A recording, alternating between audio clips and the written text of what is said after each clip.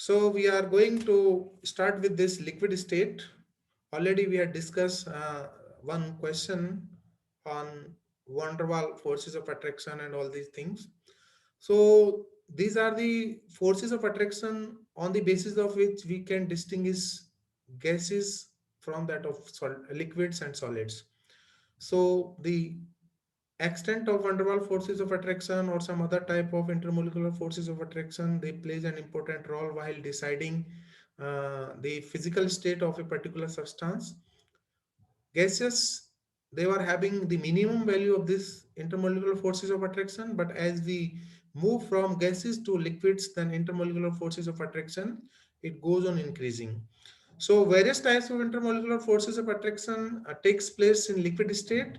So we can have dipole-dipole attraction, we can have London forces, we can have hydrogen bonding, and some other type of forces can take place.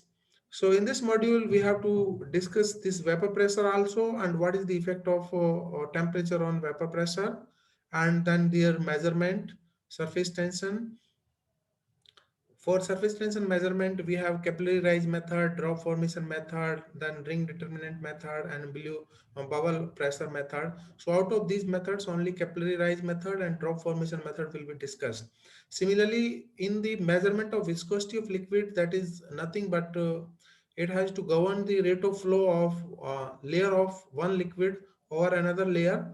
So that will be measured with the help of Ostwald viscometer, and we have to discuss what is the effect of temperature on the viscosity. So I think the surface tension, viscosity, these are two parameters, and vapor pressure. So three properties of liquids we have to study in detail. So already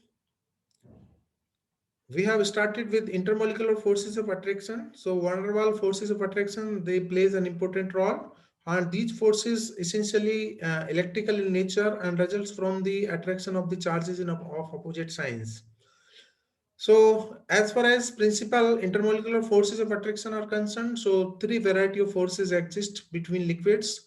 One is dipole-dipole attraction, another is London forces, third one is hydrogen bonding. So if we compare the strength of these forces, so we are going to compare the strength with covalent bonds. The energy associated with covalent bond means amount of energy required to break covalent bond will be around 400 kilocalorie. But if hydrogen bonding is concerned, so hydrogen bonding 12 to 16 kilocalorie will be more than sufficient. For dipole-dipole attraction, the energy will be 2 to 0.5 kilocalorie, and for London forces of attraction, the energy required will be 1 kilocalorie. So if we do a comparison of all these,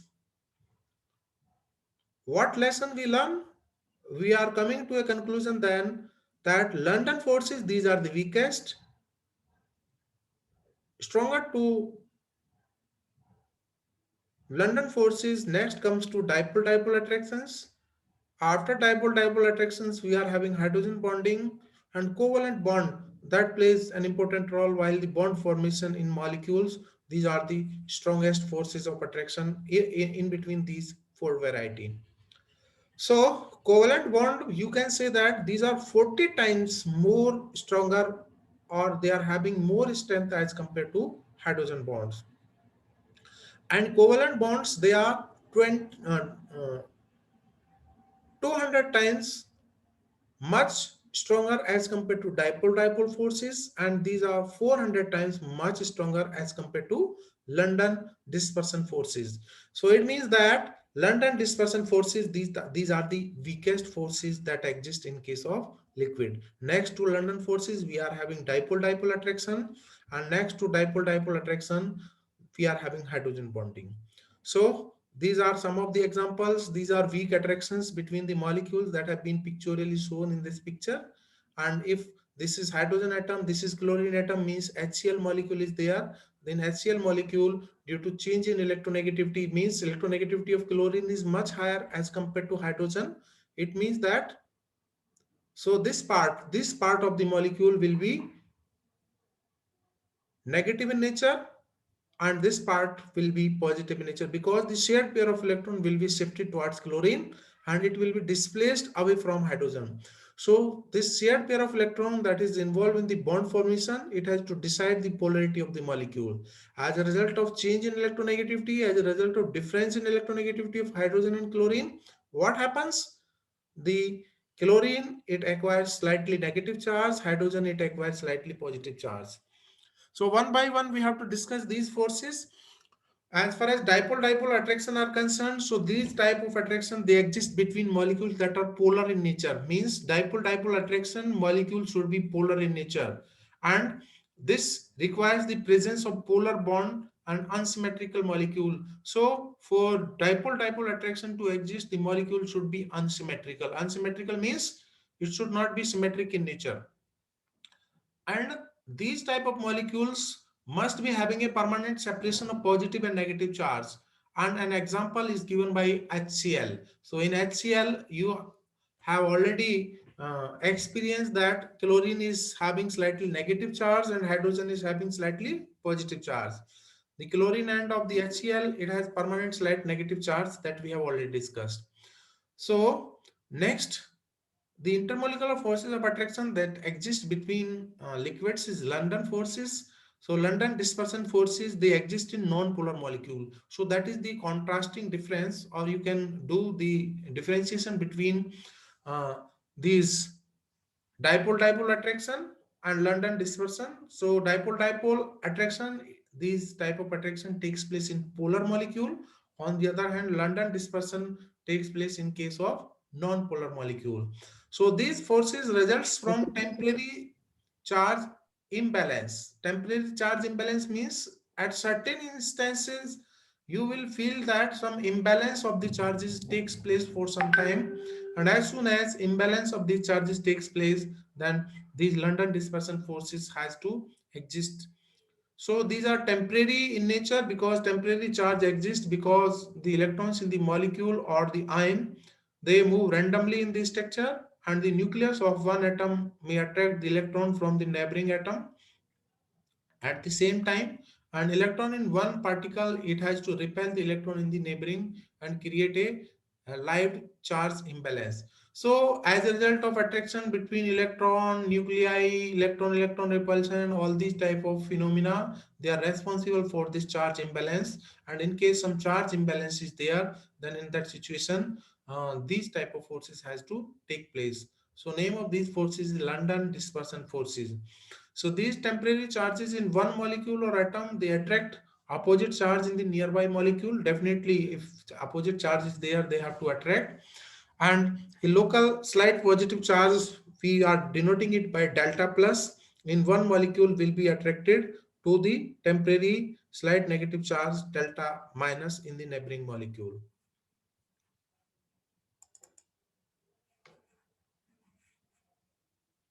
So these are the examples of London forces in hydrocarbons and organic molecules. Because these hydrocarbons and organic molecules are non-polar in nature, therefore London forces has to arise. So next come to the very important type of forces that are playing an important role, being the strongest in nature. These are the hydrogen bonding. So hydrogen bonding, it has to take place in molecules in case we are having one highly electronegative end, another highly electropositive end. So hydrogen bonding, this is a unique type of intermolecular attraction, and for hydrogen bonding to take place, molecule has to satisfy two conditions. In case these two conditions are there in molecule, then we can expect that hydrogen bonding can take place. What is the first condition? First condition is that the covalent bond between the hydrogen atom, means hydrogen atom should be there, and the covalent bond between a hydrogen atom and either of fluorine, oxygen and negative. So you can rewrite this sentence as, for hydrogen bonding, we should have hydrogen atom, we should have fluorine, oxygen and nitrogen atom. And these are the three most electronegative element, means fluorine, oxygen, nitrogen. So presence of hydrogen is mandatory, presence of highly electronegative elements, fluorine, oxygen, nitrogen, these is also mandatory. So covalent bond should exist between hydrogen atom and either of this, either fluorine or oxygen or nitrogen. And Interaction of hydrogen atom in this kind of polar bond with a lone pair of electron on a nearby atom like fluorine, oxygen, nitrogen. So hydrogen is already associated with fluorine, oxygen, nitrogen, and this hydrogen has to do interact, has to form hydrogen bond with the neighboring molecule. So an example is water. One case of water, hydrogen bonding exists, and this is one water molecule, this is another water molecule, and this one water molecule, this hydrogen is associated with highly electronegative element, that is oxygen. Clear? And this hydrogen oxygen covalent bond, as a result of polarity, delta plus charge will be there and delta minus charge will be there on oxygen. And what will happen? This delta plus charge will form hydrogen bond with the neighboring oxygen atom of another water molecule. So hydrogen bonding in water and ammonia, these plays an important role due to hydrogen bonding. Boiling point of water is 100 degree centigrade. The observed boiling point is high as compared to expected value, and the predicted boiling point from the trend of boiling point of H2TE. If we compare boiling point of H2TE, H2SC, H2S and H2O, so it should be low, but due to presence of hydrogen bonding, strong hydrogen bonding in water, we are having this very high value of this normal boiling point. So these are the molar masses. If we compare with carbon, silicon, germanium, selenium, and all these type of things, then again what we are having, the boiling point has to increase like this. So hydrogen bonding is responsible for expansion of water when it freezes. So the water molecules, the solid state have tetrahedral arrangement for two lone pair and two single bond radiating from the oxygen, and the lone pair on the oxygen atom can attract to the nearby water molecules through hydrogen bond, and a cage-like structure has to happen, and due to formation of this cage, the volume of ice is always greater than that of liquid water. So this is hydrogen bonding as a result of cage formation is taking place in ice that have been shown pictorially. So these three type of intermolecular forces of attraction generally are found in liquid state. So please go through them, and some questions you can expect. Next, come to vapor pressure. So we are talking about liquids. So when a liquid is heated, it gets converted into its vapors, and these vapors have to insert some pressures, and that pressure is known as vapor pressure. And the process of vaporization is just the conversion of the liquid into its vapors, and the reverse process means conversion of vapors into liquid, that is known as condensation process. So two new terms are there for you. What is the meaning of vaporization? What is the meaning of condensation? So vaporization is the process of conversion of liquid into its vapors at high temperatures, and condensation is the reverse process of vaporization, whereby the gas molecule they become liquid molecule, and this process is known as condensation. So in this figure it has been shown that some liquid is there, you are supplying some heat, and as a result of heat some of the liquid molecules it has to convert into its vapors, and these vapors has to strike with the walls of this container, and as a result of this some pressure will be exerted on the walls of the container, and this pressure is measured with the help of this pressure gauge. This pressure gauge reads how much amount of pressure is there. So if a liquid is placed in a closed container, then molecules with high kinetic energy, they have to escape. They are free because they want to escape into the space above the liquid. And as the number of molecule in the gas phase increases, some of them strike with the liquid surface and they are recaptured, or you can say that the process of condensation has to take place. So vaporization and condensation, these are two processes that takes place simultaneously. So a stage will reach when the number of molecule they are escaping from the liquid, it is uh, equal to the number of molecule that are returning to the liquid. Then in other words, we can say that then there is a state when vaporization exactly becomes equal to the condensation process, and when vaporization process becomes equal to condensation process, then we will call it as the equilibrium state. Equilibrium state means the rate of vaporization and rate of condensation both are equal. So we are having liquid on in one state, we are having vapors in another state. So as a result of vaporization and condensation, the dynamic velocity of both the process becomes same whenever the system attains equilibrium. So the pressure exerted by the vapors in equilibrium with the liquid at a finite temperature is known as vapor pressure. So we have defined this vapor pressure now. So vapor pressure, it is nothing.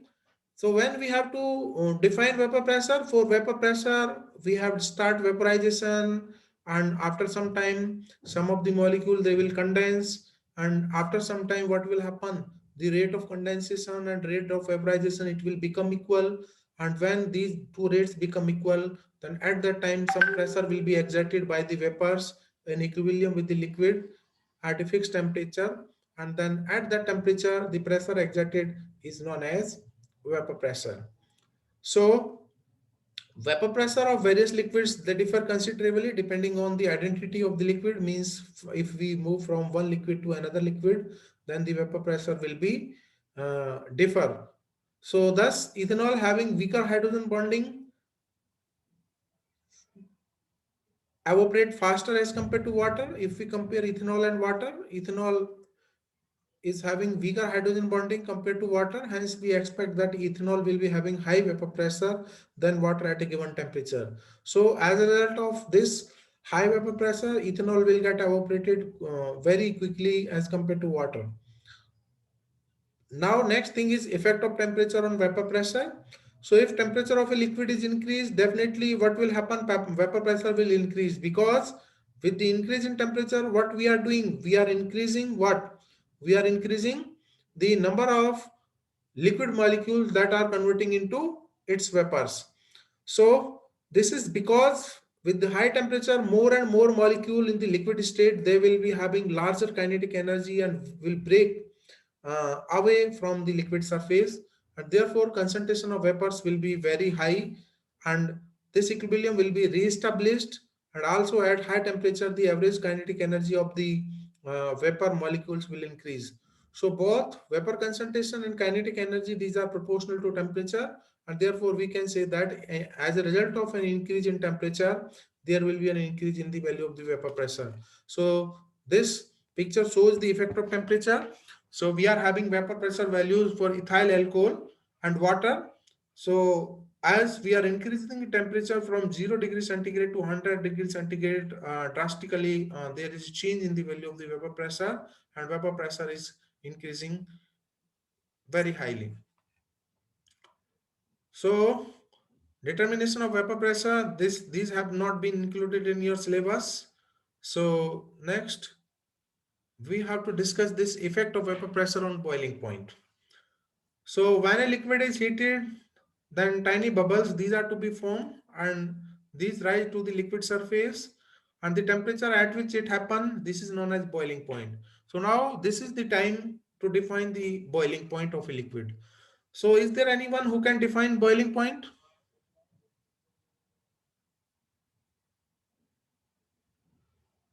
Krishna, The point at sir, बोलूं? boiling point. That's the point at which the vapor pressure of any liquid become equal to the atmospheric pressure. Yes. So that is the scientific definition of.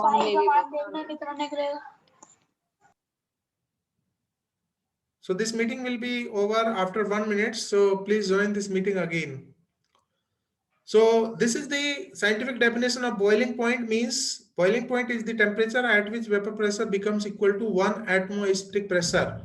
So 1 atm pressure, this is from the atmosphere. Whenever your vapor pressure is more than this, then we can say that now your liquid is boiling.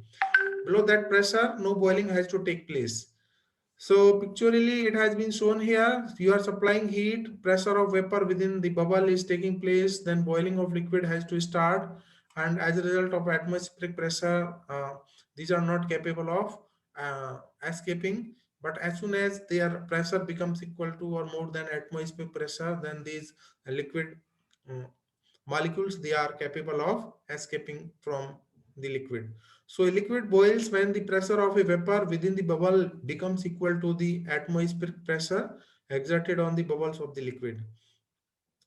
So this is again the boiling point of a liquid can be lowered by reducing the external pressure by vacuum pump, and this is the case for pressure cooker. So then the vapor pressure of a liquid is equal to external pressure at the lower temperature. The boiling point of a liquid can be increased by raising the external pressure. Thus, vapor pressure of a liquid is equal to the external pressure at higher temperature.